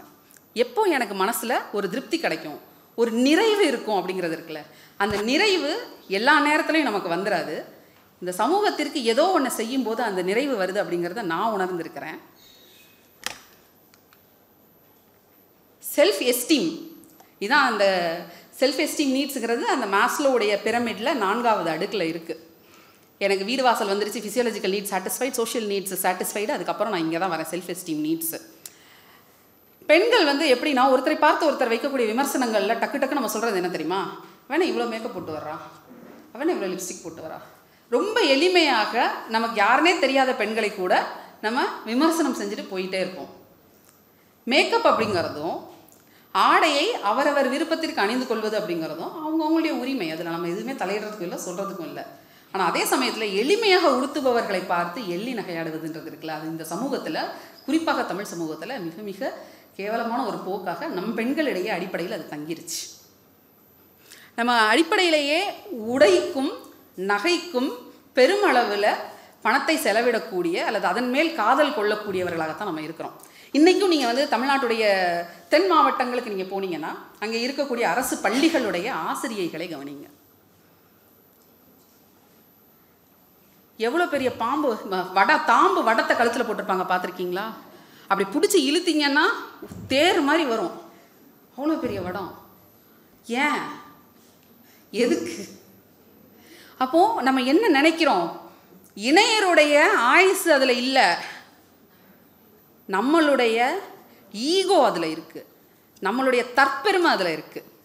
நீங்கள் போடும் நகை ஒருத்தனுடைய கண்ணை உறுத்துகிறது என்றால் அந்த நகை அழகுக்காக கட்டாயமாக நீங்கள் போடலாங்க. இல்லாத ஒருவனை ஏக்கப்பட வைக்கிறீர்கள் அப்படின்னா அந்த நகையை நீங்கள் போட்டிருக்கிறதுல நியாயமே இல்லை. ஏன்னா எப்படிப்பட்ட உலகம் இது? கீழே இருக்கிறவன் ஒரு நாள் மேலே போவான், மேலே இருக்கிறவன் ஒரு நாள் கீழே வருவான். It's a cycle. அப்போ நாளைக்கு இன்னொருத்தரை பார்த்து நம்ம இயங்கக்கூடிய ஒரு நிலை நமக்கும் வரத்தான் போகுது. அப்போ இந்த நகை பொருள் அப்படிங்கிறது இருக்கு இல்லையா, அதில் இருக்கிற அந்த ஈடுபாடை கொஞ்சம் விடுத்துட்டு சமூகத்திற்கான நம்மளுடைய பணியை நம்ம என்ன செய்கிறோம், ஒரு சின்ன அளவாக நம்ம இப்போ ரொம்ப அழகாக 2 டீச்சர்ஸை பற்றி எல்லாம் சார் சொன்னார். ஒருத்தர் வந்து ஹிந்து பேப்பரையும் துளிர் மேகசினையும் கொண்டு வந்து கொடுத்தாரு அப்படிங்கிறது அவர் சொன்னது எனக்கு ரொம்ப பிடிச்சிருந்துச்சு. ஏன்னா நான் பள்ளியில் படிக்கும்போதும் என்னுடைய ஆசிரியர் ஒருத்தர் இதே மாதிரி நியூஸ் பேப்பர் கொண்டு வந்து போடுவார். அவர் சொன்ன மாதிரி அதே தான் எனக்கு அப்படியே ரிப்பீட் மறுபடியும் பார்த்த மாதிரி தான் இருந்துச்சு. எங்களுடைய பள்ளியில் அதே மாதிரி அன்னன்னைக்கு டெய்லி நியூஸ் பேப்பரில் ஹெட்டிங்ஸை மட்டும் எடுத்துகிட்டு போய் அசம்பிளியில் வாசிச்சுட்டு இருந்தாலும் நான். அது எந்த அளவுக்கு எனக்கு உதவுச்சு அப்படின்னா 16 வயசில் போய் ஆர்ஆர்பி எக்ஸாமுக்கு உட்காரும்போது அந்த எக்ஸாமை கிராக் பண்ணுறதுக்கு கரண்ட் அஃபேர்ஸில் எனக்கு இருந்த அந்த அணுக்கம் வந்து எனக்கு ரொம்ப உதவுச்சு. அப்போ எனக்கு அந்த உதவியை என்னுடைய ஆசிரியர் செஞ்சுருக்கிறார். நான் பிகாம் எம்பிஏ 2மே முடிச்சிருக்கேன். ஆனால் இது வரைக்கும் கல்லூரி வாசலையும் மிதிச்சது கிடையாது. எல்லாமே கரஸ்பாண்டன்ஸ். ஏன்னா 18 வயசு நான் வேலைக்கு வந்துட்டேன். இங்கே தான் ஸ்ரீரங்கத்தில் எனக்கு வாசுதேவர் அப்படின்னு சொல்லி ஒரு சார் எனக்கு ஸ்டாட்டிஸ்டிக்ஸ் எடுத்தார். அலுவலகத்துக்கு போயிட்டு டிக்கெட் கவுண்டர், ஸ்ரீரங்கத்தில் தான் வேலை செஞ்சுட்டு இருந்தேன். டிக்கெட் கவுண்டர் டிக்கெட் கொடுத்துட்டே இருந்துட்டு முடிச்சுட்டு இங்கேருந்து அவங்க வீட்டுக்கு தான் ஓடுவேன் டியூஷனுக்கு. பிஸ்னஸ் ஸ்டாட்டிஸ்டிக்ஸில் படு வீக்கு. எம்பிஏல சத்தியமாக அந்த பேப்பரை நான் பாஸ் பண்ணுவேன்னு நினைக்கவே இல்லை. எனக்கு ஃபுல் அண்ட் ஃபுல் கிளாஸ் எடுப்பார். அவங்க வீட்டுக்கு போகும்போது சாயங்காலம் டெய்லி என் வீட்டில் மாமி வந்து ஒரு காஃபி மட்டும் போட்டு வச்சு ரெடியாக இருப்பாங்க. எனக்கு அவங்க செய்யணும்னு அவசியம் கிடையாது, ஆனால் அதை செஞ்சாங்க. இன்றைக்கும் அவ்வளவு வேலை பழுவுலையும் அவ்வளோ அசதியிலையும் போய் நிற்கும்போது அவங்க போட்டு வச்ச அந்த ஒரு காஃபி இருக்கு இல்லையா, அது வந்து மனசில் நின்றுட்டே இருக்கும். இத்தனைக்கும் அவர் வந்து பெருசாக சம்பளம் வாங்கக்கூடியவர் கிடையாது, கோயில் கைங்கரியங்கள் பண்ணி வாழ்ந்துக்கிட்டு இருக்கிற ஒருத்தர். மிக எளிய மனிதர்கள் மிகப்பெரிய உதவிகளை சுலபமாக போகிற போக்கில் செய்துட்டு போகக்கூடிய ஒரு உலகம் இது. நீங்கள் யாராக இருக்க விரும்புகிறீங்க அப்படிங்கிறத மட்டும் மனசில் வச்சுட்டே இருக்கணும். மாஸ்லோடைய நீட்ஸ் தெரியல, கடைசி டாப் ஆஃப் த பிரமிடில் அவர் சொல்கிறாரு செல்ஃப் ஆக்சுவலைசேஷன் அப்படிங்கிற ஒரு விஷயத்த சொல்கிறாரு. செல்ஃப் அக்செப்டிங்காக இருங்க. நீங்கள் எப்படி இருக்கிறீங்களோ அதை அப்படியே ஏற்றுக்கொள்ள பழகுங்க. Enjoy solitude and privacy. தனிமையை நேசிக்கிறவர்களாக, தனிமையை விரும்புபவர்களாக இருங்கள் அப்படின்னு சொல்கிறாரு. இது ரொம்ப முக்கியமான ஒரு பாயிண்ட். ஏன்னா நம்ம பெரும்பாலும் நம்ம வந்து தனிமையை விரும்புறது கிடையாது, இன்ட்ராஸ்பெக்ட் பண்ணுறது கிடையாது. யாராவது கிடச்சா பேசிக்கிட்டே இருக்கணும்னு நம்ம ஆசைப்படுறோம். ஓகே, ஹியூமன் மைண்டு பேசணுங்கிறது நமக்கான தேவை தான். ஆனால் அதே சமயத்தில் சாலிட்யூடை, தனிமையை ரசிக்கக்கூடிய அந்த தன்மை இருக்கு இல்லையா, அது மனித மனத்திற்கு மிகவும் முக்கியமானது. ஏன்னா எப்போ நீங்கள் தனிமையை ரசிக்க தொடங்குறீங்களோ அப்போ தான் அந்த ஃபைனர் ஆஸ்பெக்ட்ஸ் இன் லைஃப்பை நீங்கள் கவனிக்க முடியும், உற்று நோக்க முடியும். இன்றைக்கி காலையில் உங்கள் கேம்பஸை சுற்றி வாக்கிங் போனேன் நான். எனக்கு என்ன இன்றைக்கி காலையில் நான் வாக்கிங் போனது நான் கண்டுபிடிச்ச விஷயம் அப்படின்னா, இங்கே இருக்கிற அந்த ரெட் வெல்வெட் பீட்டில்ஸ் இருக்குல்ல, ரெட் பீட்டில், அது எல்லாத்துக்கும் இது மேட்டிங் சீசன் அப்படிங்கிறது இன்றைக்கி நான் கண்டுபிடிச்சிருக்கேன். கச்சா கச்சா கச்சா கச்சான்னு காலையிலே பயப்பிள்ளைங்க ரோடு பூரா ஓடுறாங்க. Finer things in life. நான் இதே ஒரு 10 பேரோட சேர்ந்து நான் ஒரு வாக்கிங் போயிருந்தேன்னா எனக்கு அந்த ஃபைனர் திங்கை நுட்பமாக நின்று அதை பார்த்து அதை ரசித்து எனக்கு அது வந்து அவ்வளோ மகிழ்ச்சியாக இருந்தது. அந்த புகைப்படத்தை எடுக்கும்போதும் சரி, அந்த புகைப்படத்தை என்னுடைய சோஷியல் மீடியாவில் ஷேர் பண்ணும்போதும் சரி, எனக்கு அவ்வளோ மகிழ்ச்சியாக இருக்குது. அப்போ அந்த சாலிட்யூடை, அந்த தனிமையை, அந்த ரசனைங்கிறது இருக்குல்ல, எங்கேயோ ஒரு இடத்துல பெண்கள், குறிப்பாக பெண்கள், அந்த ரசனைங்கிற ஒரு விஷயத்தை எங்கேயோ நம்ம விட்டுறோம். சின்ன வயசில் நம்ம எல்லாரும் ஆண்களை போல தான் எல்லா விஷயங்களும் ரசிக்க கற்றுக்கணும். நல்லா பாட்டுனா பிடிக்கும், நல்லா டான்ஸ்னா பிடிக்கும், ஆட பிடிக்கும். இன்றைக்கி வந்து வெல்கம் டான்ஸ் ஆடின அந்த 2 ஆசிரியர்களும் மிக சிறப்பாக ஆடினாங்க, மிக சிறப்பு. அதுலேயும் ஒருத்தங்க வந்து காலில் மெட்டியோட, நான் வந்து அவங்க டான்ஸே பார்க்கலாம், அவங்க காலில் இருந்த மெட்டியை தான் பார்த்துட்டு இருந்தேன். ரொம்ப க்யூட்டாக இருந்தது ஆக்சுவலாக. அப்போது அந்த ஆசையை, அந்த ரசனையை அவங்க தக்க வச்சதுனால இன்றைக்கி அவங்களால ஆட முடியுது. அந்த ஆசையையும் ரசனையும் தக்க வைத்துக் கொள்பவர்கள் தேர்ந்த மனிதர்களாகிறார்கள். ஆட்டோனமஸாக இருங்க, தனித்து இயங்குங்க அப்படின்னு சொல்கிறாங்க. ஐயோ, இந்த தனித்துங்கிறத சொல்கிறது, தனித்துவமாக ஏற்கிறது, தனித்து இயங்குறத பற்றிலாம் பேசலாமா தோழர்? தனித்து இயங்குறது அப்படிங்கிறது இருக்குல்ல, man is a social animal. நம்ம எல்லோரும் சமூக விலங்கு தான். நம்ம எல்லாரோடையும் இன்ட்ராக்ட் பண்ண வேண்டிய அவசியம் நமக்கு இருக்கத்தான் செய்யுது. ஆனால் அதே சமயத்தில் இன்னொருத்தரை டிபெண்ட் பண்ணி இருக்கிறதுங்கிறது இருக்குல்ல, நமக்கான ஒரு தனித்துவம் இருக்குது. நான் அப்படின்னா எனக்கு ஒரு கேரக்டரிஸ்டிக் இருக்குது, அந்த கேரக்டரிஸ்டிக்கை நான் ரீட்டைன் பண்ணிக்கணும். ஆனால் அதே சமயத்தில் இயங்குதல் அப்படின்னு வரும் பொழுது ஒரு சமூகத்தோடு சேர்ந்து எப்படி இயங்குறது அப்படிங்கிறதை நான் கற்றுக்கணும். Enjoys the journey and not the destination. அது ரொம்ப முக்கியம். நம்ம எல்லோரும் என்ன பண்ணுறோன்னா பயணத்தில் நம்ம ஓடும்போது இருக்கிறத ஐயோ நம்ம எங்கேயோ போய் நிற்கணும் அப்படின்னு சொல்லி அந்த எங்கேயோ போய் தான் அதை நோக்கி தான் ஓடிட்டுருக்கோம். 10th நல்ல மார்க் எடுங்கிறத நோக்கி தான் ஃபஸ்ட்டு நம்மளுடைய பெரிய ஓட்டமே முதல்ல அங்கே தான் தொடங்குது.